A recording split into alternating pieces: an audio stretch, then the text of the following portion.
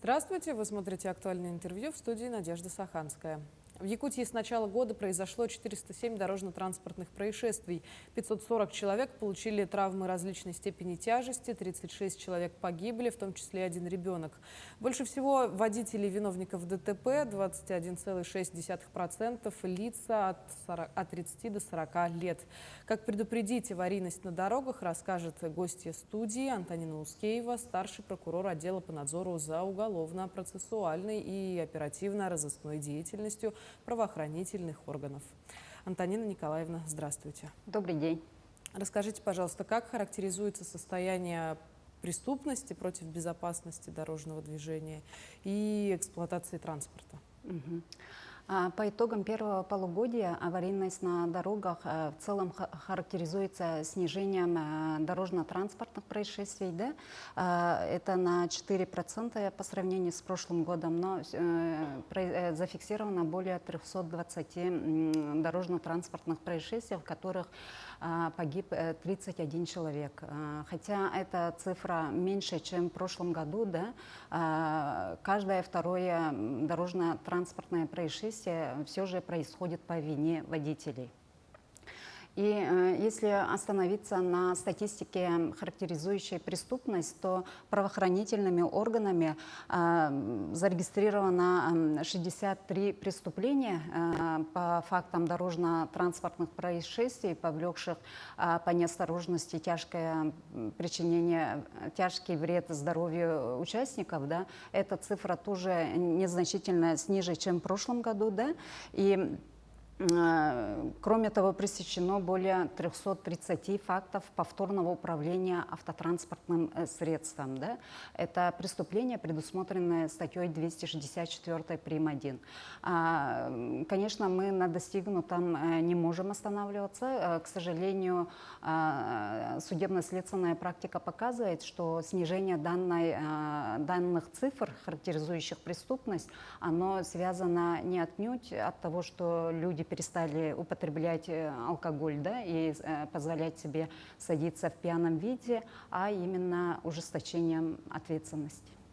Но бывают же и такие случаи, когда, например, несовершеннолетние садятся за руль транспортного средства, и вот по неосторожности также случаются дорожно-транспортные происшествия.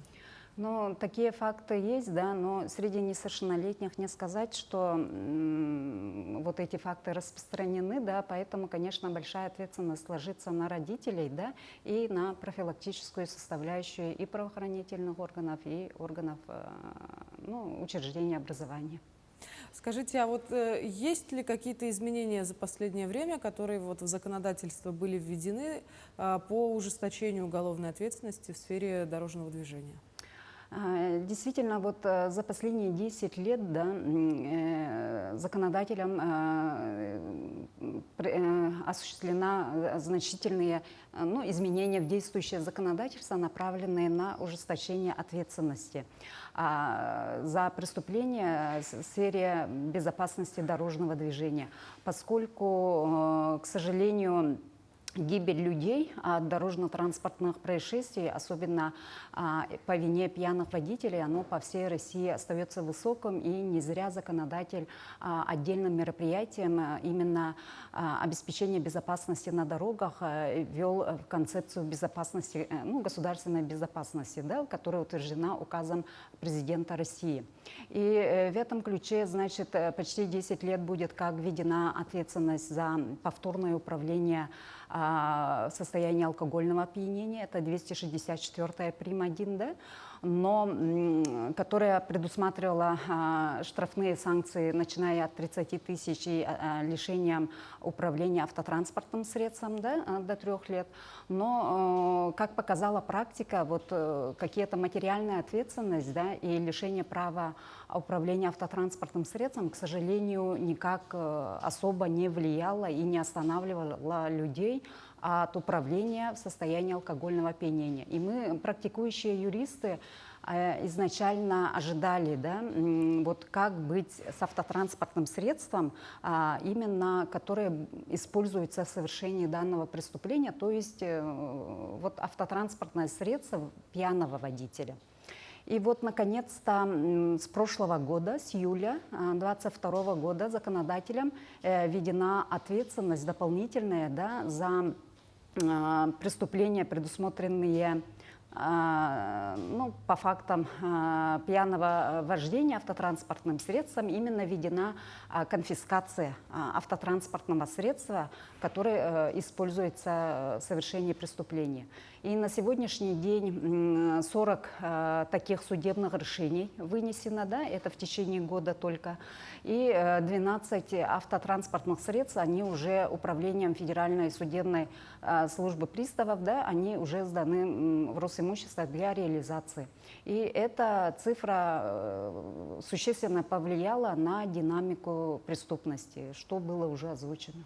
Но ведь помимо этого еще периодически правила дорожного движения обновляются, усложняются экзамены в автошколах. Это как-то помогает, что называется, отфильтровать водителей, которые будут нарушать? Конечно, безусловно. Кроме конфискации еще ужесточена и административная, и уголовная ответственность, и введены новые составы, предусмотренные статьей 264.2 и 264.3, предусматривающие уголовную ответственность уже за повторное нарушение правил дорожного движения лицом, ранее подвергнутым административному наказанию, да, и лишенным права управления автотранспортным средством, это будь уже не связанное даже с употреблением алкоголя, да.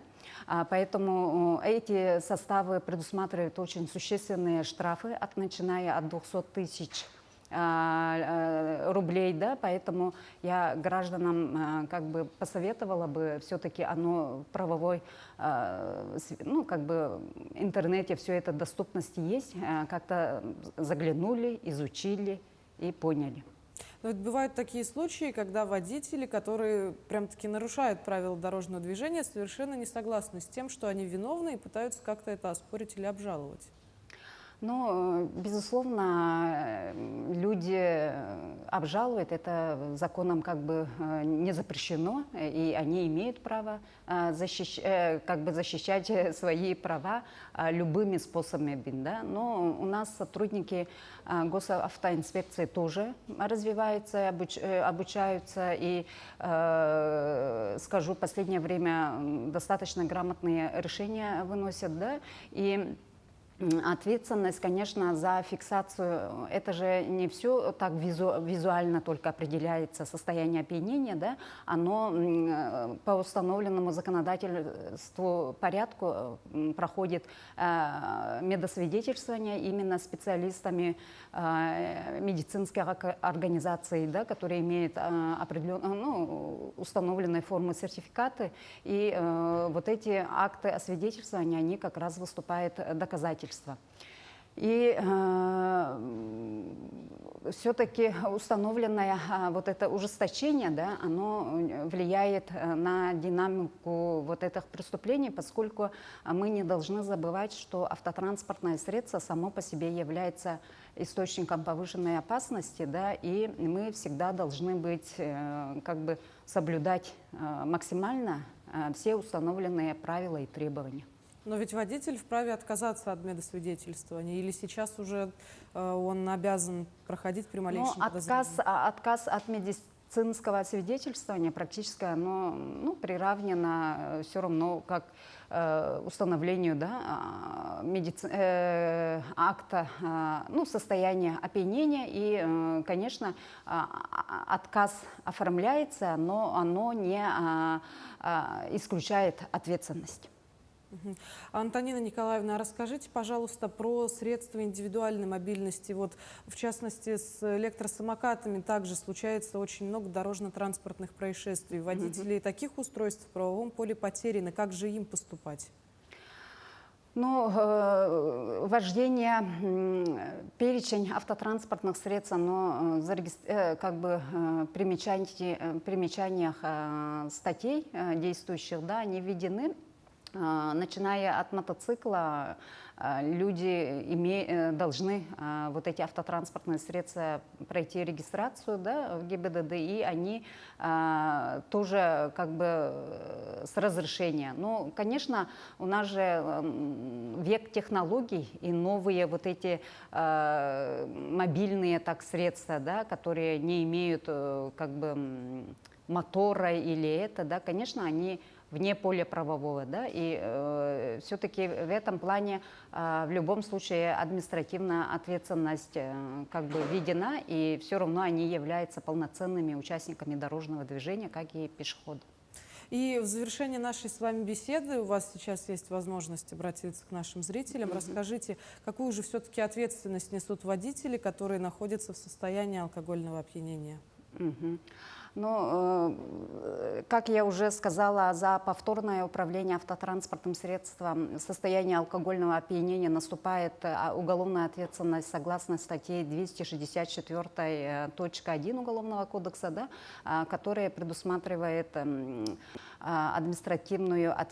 уголовную ответственность в виде штрафа значительного, лишения права, да, и еще если повторно совершить, то наступает более тяжкая ответственность по части 2 этой статьи. Кроме этого, сам факт употребления алкогольного опьянения, да, при совершении дорожно-транспортных средств, она выведена как отдельный квалифицирующий признак, который предусматривает более тяжкую ответственность. Поэтому я хотела бы призвать граждан быть более законопослушными, поскольку автотранспортное средство является источником повышенной опасности. Малейшее нарушение правил дорожного движения может повлечь гибель граждан и смерть самих участников. Да. Кроме этого, с учетом введенных новелл в действующее законодательство, как конфискация автотранспортного средства, в том числе находящееся во владении у третьих лиц, прошу именно обратить на эти аспекты и исключить повторное управление, вообще вождение автотранспортным средством в состоянии алкогольного опьянения, потому что транспортное средство, да, ну, сами понимаете, это зарабатывается, да, очень дорого стоит, и как-то свои имущественные права тоже, об этом тоже надо задуматься. Действительно. Антонина Николаевна, благодарю вас за содержательную беседу. Я очень надеюсь, что многие сделают сегодня необходимые выводы. Спасибо, что обратили на эту проблему. Я напомню, вы смотрели программу «Актуальное интервью». Берегите себя и до встречи в эфире.